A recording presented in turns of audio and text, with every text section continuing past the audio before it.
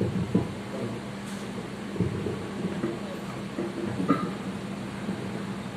very good evening, my brother judges on the dais, off the dais, Justice Mukherjee, who has joined us online, judicial officers, staff members and other ladies and gentlemen who are present here.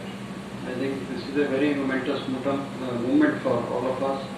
Actually, especially for me that I have come here and seen the museum where Aurobindo trial was held. You see, there are a lot of things common in Punjab and Bengal. In our High Court, we have a museum where we have the complete record of the Mahatma Gandhi trial, which was received from the court concerned, even the handcuffs which were used for Nathuram Godse and all that. So these are all historical moments, and these are required to be preserved properly for the future generations because a lot of people have to carry out research. As I said in the morning also, these things, now the generation we have, very few of us had seen this freedom fight or something. It's all professional knowledge we have. So these documents, these things, these museums will show us that how our freedom fighters were treated and how selfless service they had provided for the motherland. This is very important because you have seen a lot of freedom fighters in Bengal also. If we name few, then it may be a disrespect to the others because we can only name few. Otherwise the list is very long here also, and throughout the country there have been freedom fighters. A lot of them, if you say few of them also, they had left their roaring practice. Many of them were the advocates only in the freedom fight.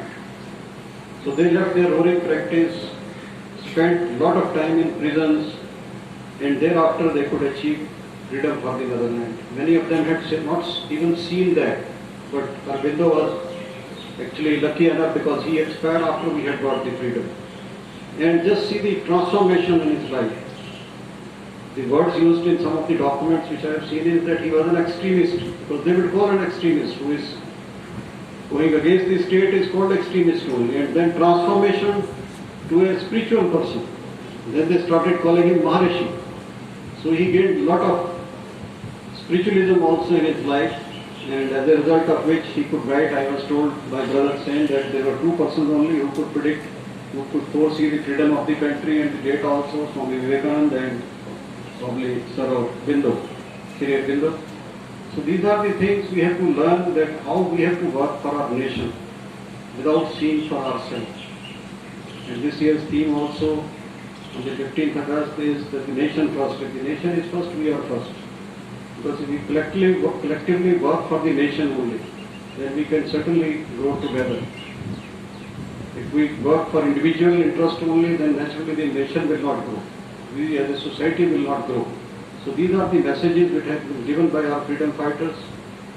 And the room where the trial was held is certainly historic. I think we may have something now. The new building is also being constructed. So we may have to preserve the record little properly. Maybe it has to be scanned also, because these papers can't be preserved for all times to come.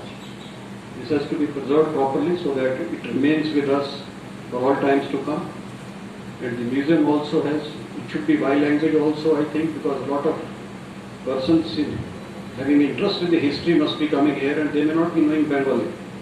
So we should have some literature in the other languages also, or some signposts also, so that they can immediately learn what is there and what is mentioned there. And some documents, you are not, can't read them, that I have seen in the museum.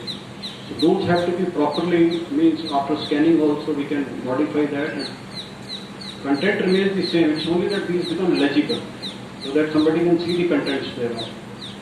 And there are a lot of other, I think, historical documents must be there in the courts throughout the state. We need to collect those also, because this has been part of the freedom fight. And one of our judge, I recall, Justice S.N. Agarwal, the retired judge from the Punjab High Court, he at one time was served as law secretary, I think, in Andaman Nicobar. So he had written a book, Heroes of Cellular Jail.